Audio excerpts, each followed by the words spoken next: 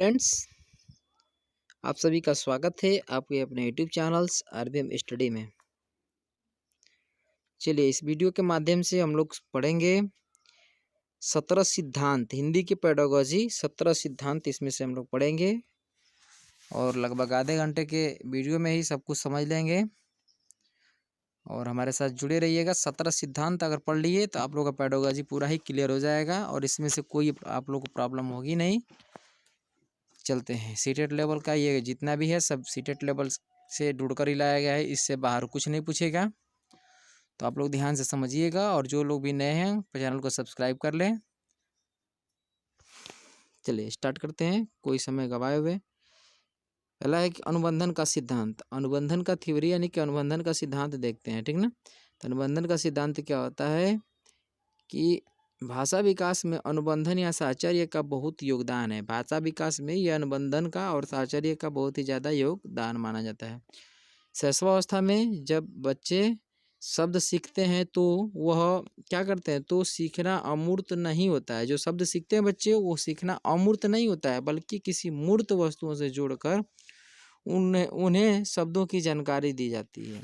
देखिए जैसे कोई बच्चा है उसको किसी मूर्त वस्तु को मतलब उसको दिखा करके उस शब्द को जोड़ा जाता है। जैसे चावल बताया जाए तो चावल को दिखाया जाता है कि हाँ देखिए यही चावल है, ठीक है ना। इस प्रकार से उन बच्चों को सिखाया जाता है। यानी कि कह सकते हैं कि अनुबंधन का सिद्धांत जो है मूर्त वस्तुओं को जोड़ करके एक अमूर्त वस्तुओं की जानकारी प्रदान की जाती है। इस हिसाब से इसको कह देंगे अनुबंधन का सिद्धांत है। चलते हैं आगे की तरफ देखते हैं। दूसरा सिद्धांत है अनुकरण का सिद्धांत। अनुकरण का सिद्धांत देखिए, अनुकरण का मतलब कुछ आप लोग को समझ में आ चुका होगा इसको सुनने से कि अनुकरण का सिद्धांत होता क्या है, ठीक है ना। एक एक करके बहुत ही बढ़िया से इसको समझा जाएगा।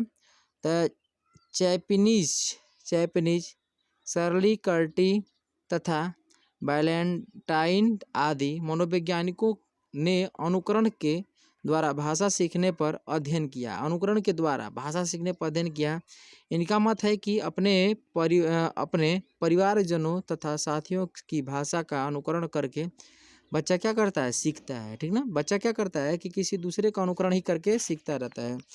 इसलिए मैं आप लोग को बता दूं कि आपके घर में जो छोटे बच्चे हैं उनके साथ या उनके जब भी उनसे बातें करें तो कुछ ऐसा हाव भाव अच्छे तरीके से भाव करेंगे तो आपका अच्छा ये गुण उसमें इकट्ठा होगा, क्योंकि आपका ही अनुकरण करके बच्चा कोई ना कोई चीज़ को सीखता रहता है।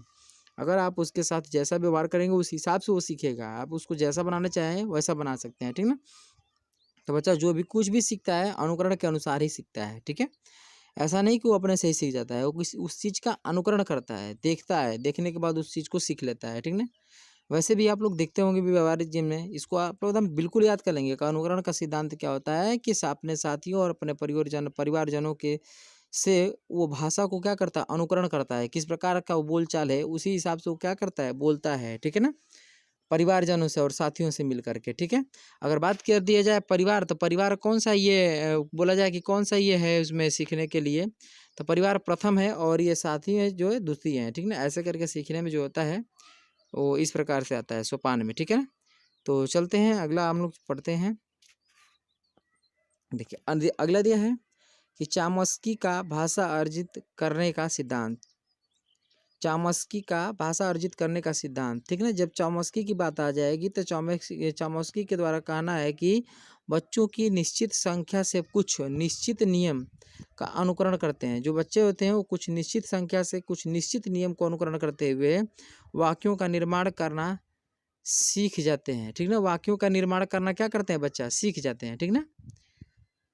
इन शब्दों से नए नए वाक्यों तथा शब्दों का निर्माण होता है, ठीक ना।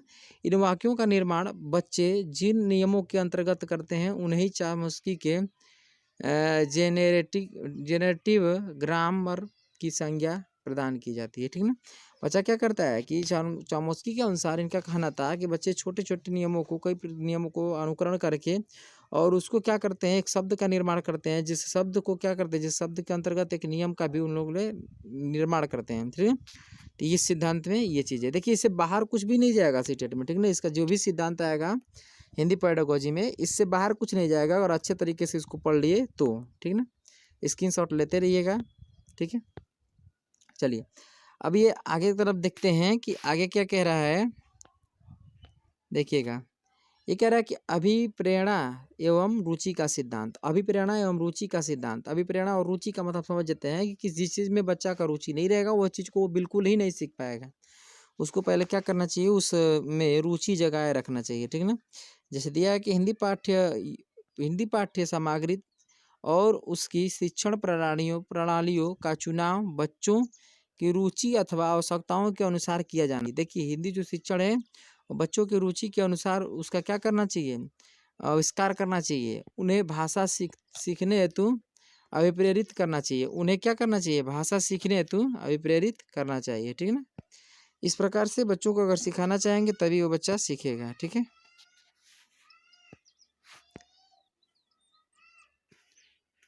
ठीक है, अब मान लीजिए बच्चे का उसमें रुचि नहीं है। जैसे मैंने पढ़ा लिया, मैंने गद्य पढ़ा रहा हूँ, गद्य में कोई रुचि ही नहीं है, उसको बिल्कुल समझ ही नहीं पा रहा है। तो पहले उसको उसके हिसाब से रुचि जगाने के लिए उसके नियम के अनुसार उसको क्या करना चाहिए, समझाना चाहिए, तब जा कर के फिर उसको पढ़ाना चाहिए, तब जाके बच्चा को उसको ग्रहण कर पाएगा, ठीक है। ये रहा हम लोग का चौथा। और चलते हैं पाँचवा पे। पांचवा है क्रियाशीलता का सिद्धांत। देखिए, क्रियाशीलता, जब भी क्रियाशीलता आ जाएगा समझ लीजिए कि इसमें बच्चे को सक्रिय रहना है। बच्चे को हर एक प्रकार से सक्रिय रहना है। बच्चा सक्रिय नहीं तो उसको सक्रिय बनाना है। जैसे कैसे, क्रियाशीलता के लिए छात्र से प्रश्न पूछना, स्कूल के साहित्यिक कार्यक्रम चलाना। स्कूल में क्या करना है, साहित्यिक कार्यक्रम को चलाया जाए, तब जाके वो क्या करता है, बच्चा सक्रिय रह पाता है। छात्रों के उसमें क्रियाशील रखना, ठीक ना, उस कार्यक्रम में क्रियाशील रखना है कि आप ये कर लोगे, ये कर सकते हो, ठीक ना। ऐसा नहीं कि उसको निष्क्रिय रखना है, ठीक ना। पाठों का अभ्यास कराना, पाठों को बार बार अभ्यास कराया जाता है कि आप इसको याद करिए, मैं इसको पूछ रहा हूँ, ठीक ना। इस प्रकार से अभ्यास कराएंगे बार बार, तब जाके बच्चा हर समय क्रियाशील रहेगा। मौखिक अथवा लिखित कार्य कराना आदि कार्य किया जा सकता है, किसके अनुसार, क्रियाशीलता के सिद्धांत के अनुसार, ठीक ना। हर समय बच्चों को क्रियाशील रखना है। जैसे मान लीजिए इसमें प्रश्न पूछ देगा कि कहेगा कि इस एक स्कूल में इसके द्वारा एक का साहित्यिक कार्यक्रम कराया गया जिसमें बच्चे क्या किए, बहुत बढ़ चढ़ के भाग लिए। तो पूछ देगा कि ये किस सिद्धांत के अनुसार इसमें आएगा, तो इस तुरंत हमको मार देना है कि क्रियाशीलता के सिद्धांत के अनुसार आया, ठीक है ना। अब आते हैं अगला पॉइंट पे, छठवां कह रहा है अभ्यास का सिद्धांत। अभ्यास का सिद्धांत मतलब कुछ समझ चुके होंगे, ठीक ना। अभ्यास का सिद्धांत थॉर्नडाइक ने कहा था, ये थॉर्नडाइक ने बोला था कि भाषा एक कौशल है, इसका विकास अभ्यास पर ही निर्भर है, ठीक ना। भाषा के कलात्मक एवं भाव दोनों लिए अभ्यास सर्वथा आवश्यक है, ठीक ना। देखिए, जब भी बच्चे को कुछ सिखाया जाता है तो उसको अभ्यास भी कराना चाहिए। अगर मान लीजिए उसको सिखा करके छोड़ ही दिया जाए, अभ्यास ना कराया जाए, तो वो उस चीज़ को ज़्यादा दिन तक नहीं रख पाता है, ठीक ना। इस प्रकार से बच्चे को अभ्यास कराए रखना चाहिए, बार बार उसको प्रेरित करना चाहिए कि आप इसको याद करो। ये किसके सिद्धांत के अनुसार आता है, अभ्यास का सिद्धांत। जैसे पूछ देगा कि एक शिक्षिका ने बोल देगा कि मान लीजिए रोशन को ही उन क्या बोले कि आप इस पाठ का जो है कि इसको दोहरा के इसको याद कर लीजिए, या फिर उसको बोले कि बार बार इसको पढ़िए, तो किसके सिद्धांत आया था, अभ्यास के सिद्धांत के अनुसार। चलते हैं 7 नंबर देखते हैं। तो देखिएगा 7 नंबर कह रहा है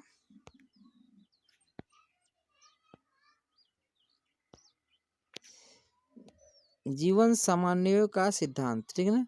मनोवैज्ञानिकों ने यह सिद्धांत किया, यह सिद्ध किया कि बच्चे उन विषयों एवं क्रियाओं में अधिक रुचि लेते हैं जो उनके वास्तविक जीवन से संबंधित होते हैं। अतः अध्यापक को पढ़ाने के लिए जिस सामग्री का चयन करें उसका संबंध बच्चों के वास्तविक जीवन से ही होना चाहिए, जीवन से जुड़ा रहना चाहिए। मतलब कहने का कि आप मैथ पढ़ा रहे हो या फिजिक्स पढ़ा रहे हो या जो भी कुछ पढ़ा रहे हो, उसको बच्चे के वास्तविक जीवन से जोड़कर जितना पढ़ाएंगे उतनी अच्छी तरीके से वो क्या करेगा, बच्चा उसको ज़्यादा ही सीख मिलेगी। किसके अनुसार, जीवन समन्वय का सिद्धांत के अनुसार।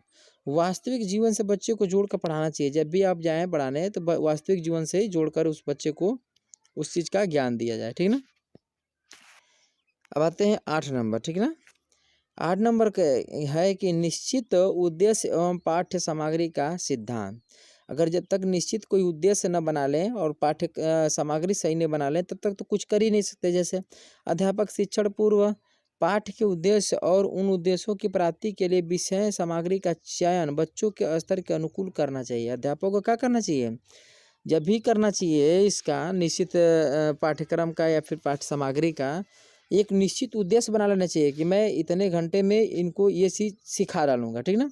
अब उनको सिखाने के लिए उसके अनुकूल यानी बच्चे के स्तर के अनुकूल ही ऐसा तैयार करना चाहिए कि बच्चा ये जानता होगा इसके आगे हमको ये बताना है, तब जाके बच्चा जो है कि उस चीज़ को सीख पाएगा, अन्यथा में वो नहीं सीख पाएगा, ठीक है ना। चलते हैं अगले सिद्धांत के अनुसार। देखिए इसको पढ़ लेते हैं तो आपका कहीं भी जाएगा नहीं जो भी सिद्धांत आएंगे, ठीक है। व्यक्तिक विभिन्नता का सिद्धांत, व्यक्तिक विभिन्नता का सिद्धांत ये बहुत ही इंपॉर्टेंट, इसको वेरी वेरी इंपॉर्टेंट कर दीजिएगा, वेरी वेरी इंपॉर्टेंट है ये, ठीक ना। एक ही कक्षा के छात्रों में व्यक्तिक विभिन्नताएं होती है। कोई छात्र शुद्ध उच्चारण नहीं करता तो कोई छात्र लेख स्पष्ट नहीं करता, तो किसी का वाचन ठीक नहीं है तो किसी का लेख शुद्ध नहीं है, कोई मौन पढ़ता है तो कर पढ़ता है, कोई याद करता है तो कोई भूल जाता है। इसीलिए अध्यापक को इन सब की व्यक्तिक विभिन्नताएं एवं कठिनाइयों को ध्यान में रखकर शिक्षण कार्य संपन्न कराना चाहिए, ठीक ना। ऐसा होता है ना कि एक ही कक्षा में एक तरह के बच्चे नहीं होते हैं, किसी का लेखन अच्छा होता है, कोई याद करने में सबसे सर्वोपरि रहता है, कोई मान लीजिए पढ़ाते वक्त देख कर ही तुरंत वो क्या करता है याद कर लेता है, कोई कंसेप्ट को समझ लेता है, कोई नहीं समझ पाता है, कोई मौन पाठन करता है तो कोई चिल्लाकर पढ़ना चाहता है, कोई बार बार उसको याद करता है फिर भी वो तथ्य को क्या कर जाता है भूल जाता है। ऐसे बच्चे होते हैं जिनकी शिक्षण कार्य संपन्न कराने में थोड़ी सी कठिनाइयाँ उत्पन्न होती हैं, लेकिन अब क्या करना चाहिए, सबको एक समान समावेशित करके पढ़ाना चाहिए, ठीक ना। वही व्यक्तिक विभिन्नताएं का सिद्धांत है, ठीक ना। अच्छा आगे देखते हैं अनुपालन एवं क्रम का सिद्धांत। अनुपालन एवं क्रम का सिद्धांत, भाषा कौशल मुख्य रूप से 4 प्रकार के होते हैं। भाषा कौशल कौन कौन होते हैं, पहला होता है अभिव्यक्ति कौशल, दूसरा होता है वाचन पठन कौशल एवं श्रवण कौशल, ठीक ना। इसमें अनुपात क्या होता है, 2 का अनुपात होता है, एक अभिव्यक्ति जो कौशल है यह वाचन पठन के कार्य में आएगा, पठन जो होगा वह श्रवण के, ऐसे करके अनुपात इसमें लेख कौशल और व्यक्ति कौशल ये 2 हो गए। अब पठन या वाचन जो कौशल है वो श्रवण कौशल में आ जाएंगे, ऐसे करके अनुपात इसमें बनते हैं। ये सभी कौशल आपस में संबंधित है। यदि बालक किसी एक भाषा कौशल में निपुण है और अन्य में फिसडी है यानी कि खत्म है तो इसे शिक्षण की असफलता ही माना जाएगा। इस सभी कौशलों का अनुपात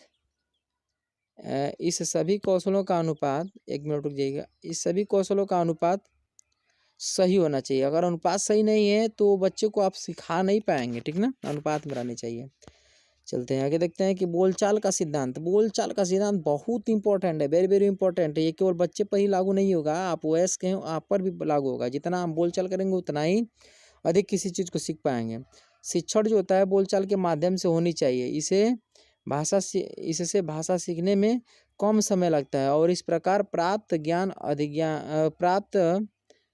ज्ञान अधिक अस्थायी रहता है। साथ ही इससे बालकों की सृजन शक्ति तथा व्यक्ति कौशल में भी वृद्धि होती है। देखिए ये बहुत इंपॉर्टेंट है, ये बच्चे के लिए ही नहीं, ये एक वयस्क के लिए भी इम्पोर्टेंट है। अगर आप टीचर बनना चाह रहे हैं तो आपके लिए भी बहुत ये इम्पोर्टेंट है। बोलचाल के माध्यम से आप समझ लेंगे जितना अस्थाई से, उतना अस्थाई से आप जो है कि अपने स्वयं का पठन करके नहीं सीख पाएंगे, ठीक ना। आगे देखते हैं 12 नंबर दिया है कि चयन का सिद्धांत बहुत इंपॉर्टेंट। हिंदी भाषा शिक्षण के लिए कब किस सिद्धांत या पद्धति का सहारा लिया जाए इसकी ठीक जानकारी अध्यापक को होनी चाहिए, ठीक ना। जानकारी होनी चाहिए, चयन करने का ये इसमें अंदर रहना चाहिए कि मान लीजिए हम पढ़ा रहे हैं, मैथ ही पढ़ा रहे हैं, ठीक ना। तो मैथ पढ़ा रहे हैं तो मान लीजिए इस सवाल को पढ़ा रहे हैं तो उसको हम कैसे बच्चों को समझा सकेंगे। कोई ऐसा थोड़ी नहीं कि पूरे लड़के उसमें समझेंगे, कुछ ऐसे बच्चे रहेंगे जो समझ ही नहीं पाते हैं, तो उनको समझाने के लिए हमको अनेक सिद्धांत आनी चाहिए, क्योंकि मैं वहाँ पर जैसा सिचुएशन देखूंगा वैसा उस सिद्धांत का मैं वहाँ पर चयन करूँगा, ठीक ना। किसी पाठ को किस रूप से प्रस्तुत करके छात्रों को सरल अथवा सहज ग्राह्य बनाया जाए, इसके लिए अध्यापक को बहुमुखी प्रयास करना चाहिए और जो रूप अधिक प्रभावकारी हो उसका चयन करना चाहिए, जिससे छात्र लाभान्वित हो सकें, ठीक ना। हर एक प्रकार के सिद्धांत आना चाहिए छात्र ये टीचर को, ठीक ना।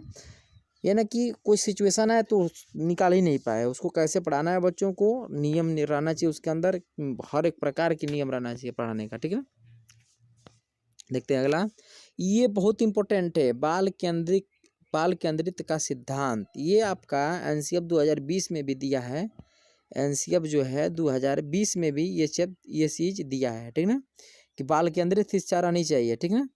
तो दिया है कि भाषा शिक्षण के समय इस बात पर पर्याप्त ध्यान देना चाहिए कि शिक्षण का केंद्र बालक है, इसीलिए भाषा शिक्षण का केंद्र बालक हो। भाषा शिक्षण में बालक के स्वभाव, क्षमता, रुचि का स्तर आदि का ध्यान रखना चाहिए, ठीक ना, सर्वाधिक रखना चाहिए। बालक के रुचि भी और क्षमता कितनी है और स्तर कितनी है, ये सब चीज़ का ध्यान रख करके उस बालक को जो है कि शिक्षण प्रदान करनी चाहिए, ठीक ना।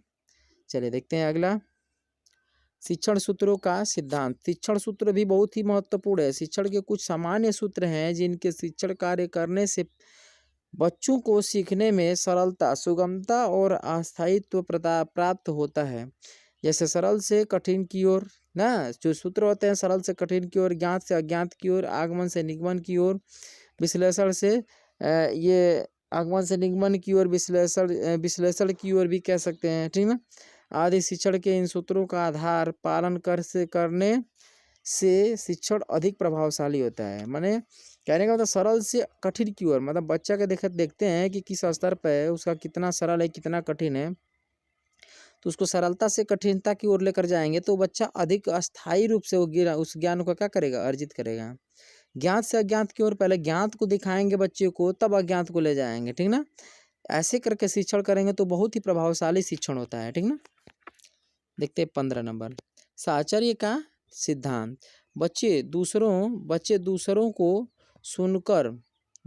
सुनकर बोलना तो सीखते ही रहते हैं, किंतु इस प्रकार के अधिगम के लिए पर्याप्त संख्या में उसे इस भाषा के बोलने वाले का साहचर्य मिलना आवश्यक है, ठीक ना। साहचर्य मिलना क्या है, आवश्यक है उस भाषा का, ठीक है। बार बार मिस्टेक हो जा रहा है। जैसे में दिया है, आवश्यक है कि बच्चा माँ या मम को कहने के साथ पहचानना और समझना तभी सीख लेता है जब माँ के उच्चारण के साथ स्वयं माँ को और पिता के उच्चारण के पश्चात स्वयं पिता को। जैसे कहने का मतलब बच्चा माँ को बुला रहा है तो माँ ही बोले, और पिता को बुला रहा है तो पिता ही बोले, तब जाकर उस बच्चा उसमें क्या कर सकता है, समझ सकता है, आवश्यकताओं को अपनी पूरी कर सकता है। आगे देखते हैं,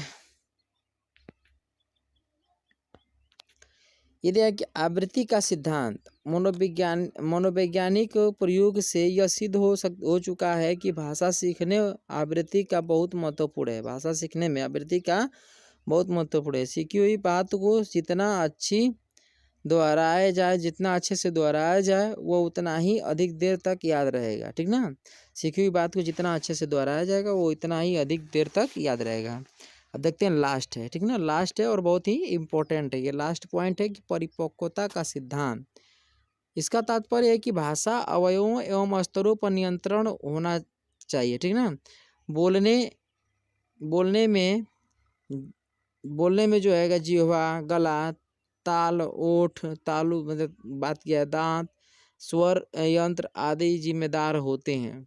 इनमें किसी भी प्रकार की कमजोरी या कमी वाणी को प्रभावित करता है। इस सभी अंगों में जब परिपक्वता होती है तो भाषा पर नियंत्रण होता है और अभिव्यक्ति अच्छी होती है, ठीक ना। जैसे कहने का मतलब कुछ अंदर से दिक्कत है, दांत में बोलने में, गला में बोलने में दिक्कत है, जीभ से बोलने में दिक्कत है, मतलब मुंह से जो भी प्रॉब्लम है, बोलने में प्रॉब्लम हो, दांत ही खराब हो गया, स्वर यंत्र भी गड़बड़ा गया, ऐसे करके कुछ जिम्मेदारी होती है जिस कमजोरी के कारण बच्चा जो है कि सही प्रकार से उस हिंदी भाषा का ग्रहण नहीं कर सकता है। इसी के साथ ये वीडियो पूरा समाप्त हुआ और हमको समझ में आप लोग को हमको ये समझ में आ गया कि आप लोग को समझ में आया होगा, ठीक ना। इसको पूरा दोहरा लीजिएगा और देख लीजिएगा, इसी में से सब पूछे जाने वाला है, ठीक ना। चलिए।